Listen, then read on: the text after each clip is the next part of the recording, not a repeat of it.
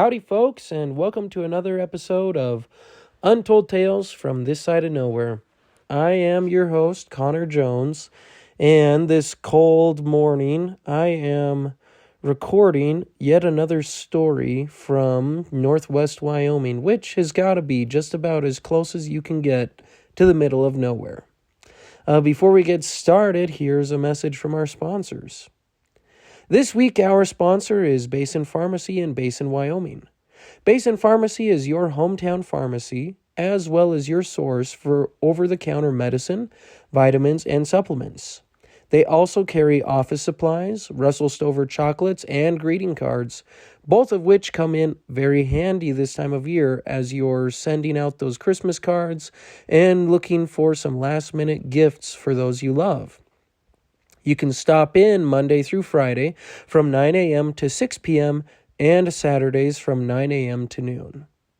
We're also sponsored by the Wyoming Welcome Program. The folks at the Wyoming Welcome Program distribute table talk brochures on restaurant tables in Cody and Powell. These brochures are filled with fun facts about Wyoming, jokes, and the month's holidays. In addition to all of this, they include ads from local businesses. So if you'd like to get your business name out there and get a little bit more name recognition, please shoot them an email to Haley J, that's HALEYJ, at WyomingWelcome.com. And now, the podcast. I think winter is officially here, and the Christmas season is in full-blown splendor. I'm actually recording here in the light of our Christmas tree. There are Christmas lights all over Powell, and we've celebrated Thanksgiving as a family. Now we're in the full holiday spirit, and my kiddos are looking forward to Christmas. I'm sure they'll be a little disappointed when the chocolate in their advent calendar runs out, but we'll make up for it with the presents on Christmas morning, I'm sure. Christmas in northwestern Wyoming is a wonderful time of year. There are lots of events. Our church's Christmas party is Saturday. There's a parade. There's tons of things to do, even though it's cold outside. And we are in the time of year when winter driving is a reality, which is probably my least favorite thing about December in Wyoming. But you deal with it. And as of now, there isn't a ton of snow on the ground. We'll see if we get any more snow come Christmas.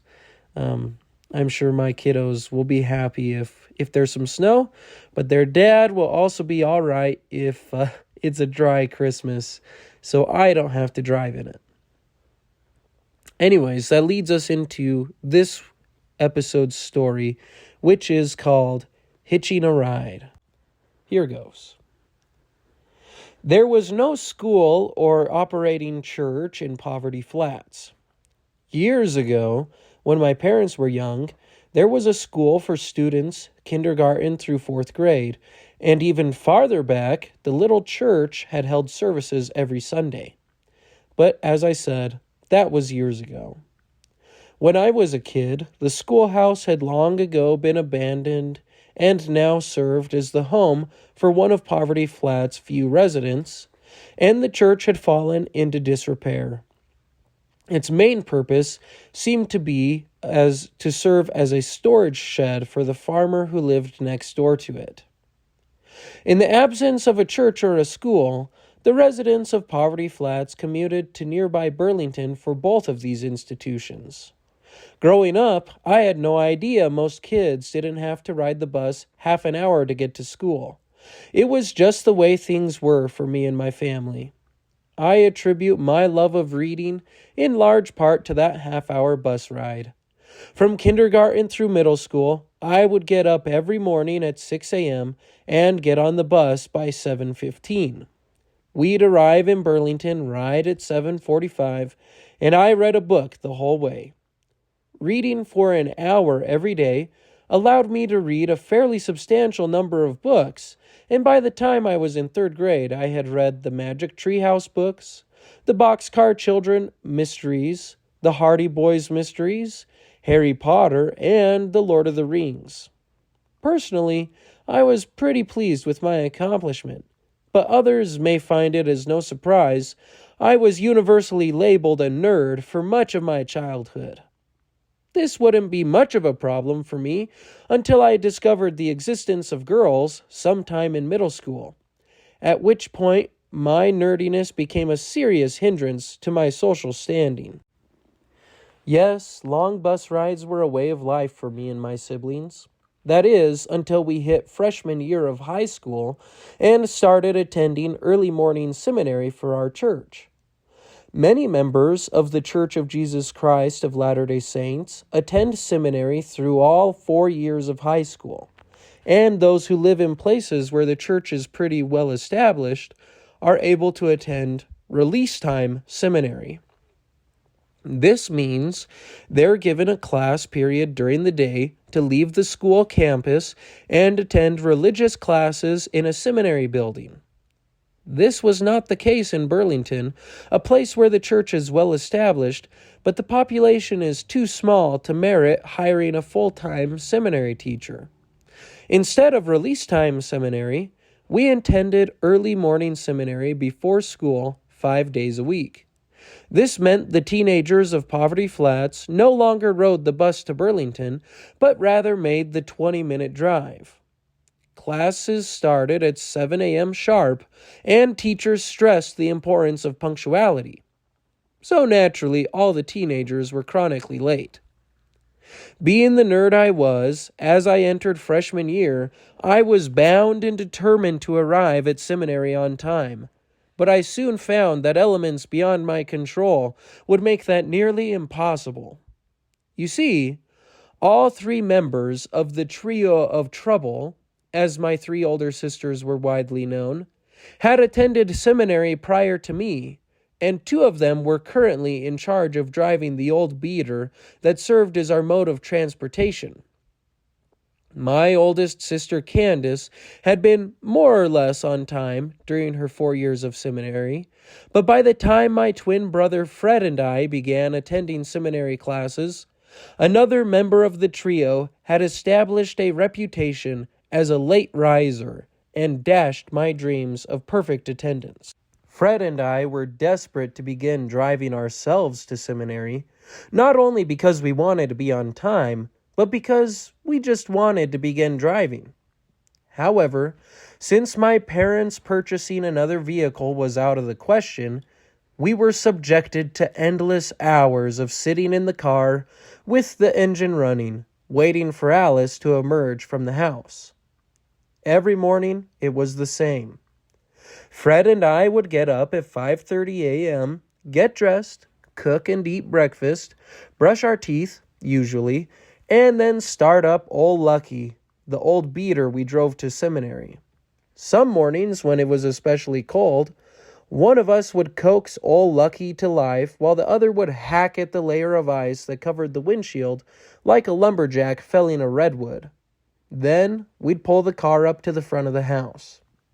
Some days we could even convince Old Lucky to drive from his parking spot to the front door.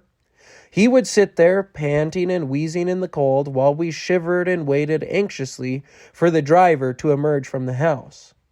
All the while, we would watch the clock eat up precious minutes of our time and slowly accept that we were going to be late once again. To be fair, our chronically late sister wasn't trying to make us late. She just couldn't wake up early enough for us to be on time. Once Alice did get out of bed, she was a flurry of activity, though. I've never seen anyone get up, get dressed, do makeup, do hair, make a mug of hot chocolate, collect all the necessary school supplies, inhale a bowl of cereal, and don hat and coat in less than 15 minutes. But she did her darndest. Most days she could pull off the whole repertoire in less than 20 minutes. It probably would have made a pretty good halftime show or a Las Vegas residency, to be honest. Those folks who do the quick change gambit had nothing on my sister. Usually by the time Alice emerged from the house to begin the 20-minute drive to Burlington, we had about 10 or 15 minutes to do so. This led to some pretty exciting trips, since my sister's approach to making up lost time was driving faster than Old Lucky's engine, or brakes, had any right to travel. This was especially invigorating on days when snowdrifts had blown across the road, as they often did in Wyoming's winter months. Old Lucky bucked and kicked whenever he plowed into one of the drifts, and Fred and I would grit our teeth and hold on for dear life. As a drift approached, the person sitting in the passenger seat was tasked with identifying the oncoming obstacle. You might wonder why this task would fall to the passenger and not the driver, but it makes perfect sense when you understand the windshield defroster didn't work very well, and it wasn't uncommon for us to make the drive with only about a 3-inch hole in the windshield's frost by which to navigate. "Drift!" Fred would holler from the passenger seat. "I see it," Alice would yell, which probably wasn't true since she could barely see anything through the fogged-up glass. "Vroom!" Old Lucky would squeal. "Ay!" I would scream from the back seat. "Whump!" Old Lucky would take the drift head-on, slowing for only a moment as a curtain of white snow flew up over the windshield, obscuring our vision entirely for a terrifying second or two. The occupants of the car were pitched forward on impact, the car bucking like a mule with a bumblebee under its saddle blanket. When we had passengers, which we often did, the whole sequence was only that much more invigorating. "Drift!" Fred would holler. "I see it!" Alice would yell. "Ay-yee!" I would chorus with anyone else riding in the back with me. "Vroom!" Whump!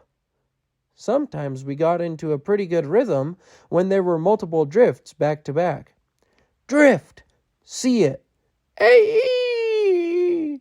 "Vroom!" Whump!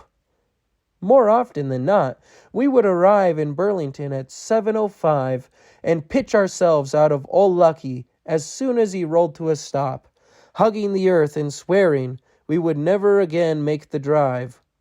But the next morning, the whole routine would begin again in earnest. Ah, those were the days. When Alice graduated from seminary, I think we all breathed a collective sigh of relief, Alice and Old Lucky included. Not that the driving improved much after Alice graduated. Though Fred and I were seniors and had a few years of experience behind the wheel at this point, the snowdrifts didn't go anywhere. In the wake of Alice's departure, Fred and I took turns navigating and driving. On one memorable morning, I was behind the wheel and Fred was in the co-pilot seat with our cousin Melly and her friend riding in the back. We were doing our snowdrift bit, and Old Lucky was in fine form, dashing through drifts that would have jolted a snowplow. "That's a big one!" Fred hollered, and I gunned the engine. Little did we know the stretch of highway beyond the drift was coated in black ice, that bane of winter motorists' existence. After bursting out of the drift, Old Lucky immediately lost his footing and went into a spin. For his occupants, life got interesting real quick.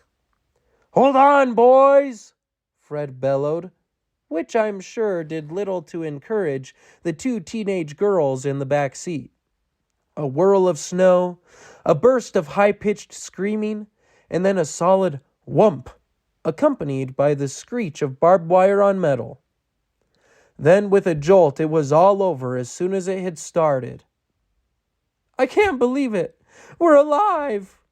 Melly's friend shouted, half laughing and half crying.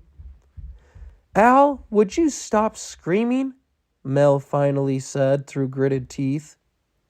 "Sorry," I grunted, my hand still gripping the steering wheel like a shipwrecked survivor clinging to a life preserver. For a few moments we just sat there, reveling in the miracle of our continued existence. And then Fred and I got out to survey the damage. Old Lucky had gone backwards through the Johnson's fence, leaving an impressive path through the drifted snow behind him. With a little effort, Fred and I managed to shove him back out to the road while Melly gunned the engine.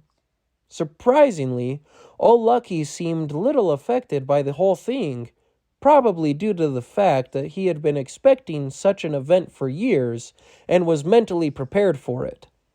He trundled on the rest of the way to Burlington, and we were only a few minutes late for seminary. I'm sorry to say, Melly's friend never rode with us again. Of all my seminary attendance escapades, perhaps the most memorable and embarrassing occurred my sophomore year of high school when Alice was a junior. The long winter had passed and spring was finally upon us. Everyone looks forward to May in Wyoming. Only a few weeks of school remained, and I think just about everyone had been seized by spring fever. We were itching to get out of school, and all the pent-up energy came out in harebrained ideas. Some of them we carried out, and others, thankfully, we didn't. "Hey," Fred said to my cousin Jim one morning as we emerged from seminary, "I've got an idea." "Oh no," Jim groaned, approaching his brother's car. "Not again." "What if we block up all the cars during seminary one morning?" Fred asked. "What do you mean, block up all the cars?" Jim asked as we leaned against Old Lucky and waited for Alice to come out of the church. "You know, put them all on cinder blocks so the wheels are just off the ground. Then, when people come out, they'll be racing to get to the school, but they'll just be sitting there, gunning the engine without going anywhere." I burst out laughing at the idea. "That sounds great," I chortled. Then I stopped. "But Fred, people would know we did it because our car would be the only one that wasn't blocked up." Fred furrowed his brow and stroked his chin, deep in thought. "I've got it.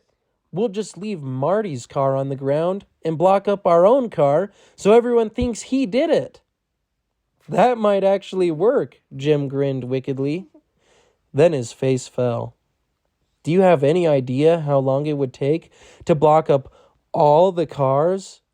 Even if we skipped seminary, we couldn't pull it off." We all looked crestfallen. "Ah, well," Fred shrugged. "It's the thought that counts." Just then, the rest of the seminary students emerged from the building, Alice among them. As kids got to their cars and climbed in, another harebrained idea started to form in my brain. "Hey," I said, "what if we hide in the back of one of the seniors' cars and jump out and scare them on their way to school? None of them lock their vehicles." "Are you crazy?" Jim asked. "They would beat the living daylights out of you." "Or maybe scream like a little girl," I grinned. "Your funeral," Jim grunted as he opened his car door and climbed in. I couldn't get the idea of pranking one of the seniors out of my head, and as the final week of school approached, I decided I would put my plan into action. "Today's the day, Fred," I said one morning as we emerged from the church. "I'm going to hide in the back of Max Winterhaller's car." "Max's car?" Fred asked in disbelief. "I'm not sure that's a good idea." "Aw, come on, it'll be fun," I said. "I'll just pop up when he's halfway to school and give him a good scare. We'll have a good laugh, and then we'll go to school." "Well, you better hurry, because the seniors are coming out now," Fred hissed. My heart racing, I sprinted over to Max's car, an old Buick, and wrenched the back door open. I wasn't surprised to find it unlocked. Stifling a chuckle, I wedged myself in the space between the front and back seats and lay as flat as possible on the floor.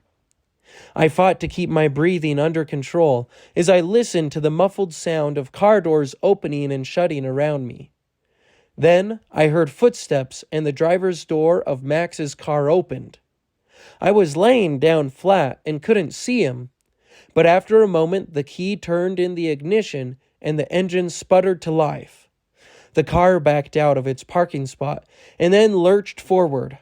I felt the bump as Max drove out of the parking lot and onto the street and began preparing for my big moment. As I worked up the nerve to scream my head off and scare the pants off one of the biggest, toughest guys in Burlington High School, my preparations were cut short when the car slowed and came to an unexpected stop. I heard the driver's door open and Max climbed out, closing the door behind him.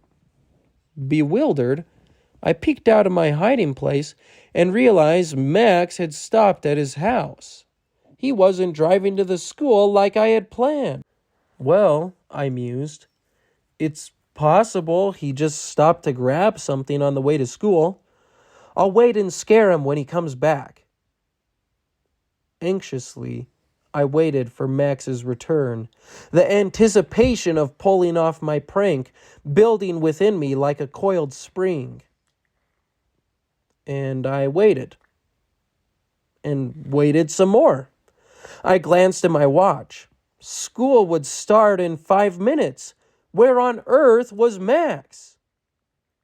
Finally, after about 10 agonizing minutes, it dawned on me that Max wasn't coming back. He wasn't going to drive to school, and I wasn't going anywhere in his car either. Cripes, I muttered as I pulled myself up onto my knees. My side ached from where I had been laying on the hump in the center of the floorboards, and my muscles were stiff from holding still for so long. Like an escapee from the geriatric ward, I spilled out of Max's car and shrugged my backpack over my shoulders, stretching to get the kinks out of my back. Glancing down at my watch, I took off at a dead run. I sprinted all the way through the town of Burlington, which luckily was not large, and skidded to a stop in front of the school doors with a minute to spare. I sped down the hallway and slid into my seat in my first period math class just as the bell rang. "What happened?" Fred hissed from his seat beside me. "Did he beat the snot out of you? You don't look like you've been used as a human punching bag, but you're breathing like you just ran the 400. "He stopped at his house," I panted. "What?" Fred asked, struggling to stifle a guffaw of laughter. "You mean you went to his house?" "No, I stayed outside. Thought he would come back," I grunted. Meanwhile, the teacher shot us a glare. "I can't believe it," Fred chuckled under his breath. "You're nuts. Serves you right." Come to find out, Max had a dentist appointment in Billings that morning, and soon after my little sprint to school, his mother drove him there. Fred and Jim told me I got lucky since Max probably would have throat punched me when I jumped out to scare him, which is probably true. They tried to console me and said a guy like Max was impossible to prank. They were probably right. It's almost impossible for a sophomore to put one over on a senior. That's also probably why Max was the sole suspect the next week when his car was the only one that didn't get blocked up on the last day of seminary. In fact, I think Alice still hasn't forgiven him for blocking up Old Lucky. Well, there you have it. Another untold tale from this side of nowhere. Yeah, driving in the snow has not gotten any easier as an adult. And if you have any experience with winter driving, I'm sure you can relate to my drift braking experiences. You see, the snowplows weren't running at the time we headed to seminary, so there was still plenty of snow on the road when we were driving. So I imagine it's still much the same for the kids that are driving to seminary today. So if you have an experience driving to seminary in the snow. I want to hear about it, or any other snow driving escapades that you may have been on. You can contact me through our Facebook page. Just send me a message or send me an email at untoldtalesthepodcast@gmail.com. And as always, this has been another Untold Tale from this side of nowhere, where we work twice as hard for half as much and still find time for the important things, like fishing. See you next time, folks.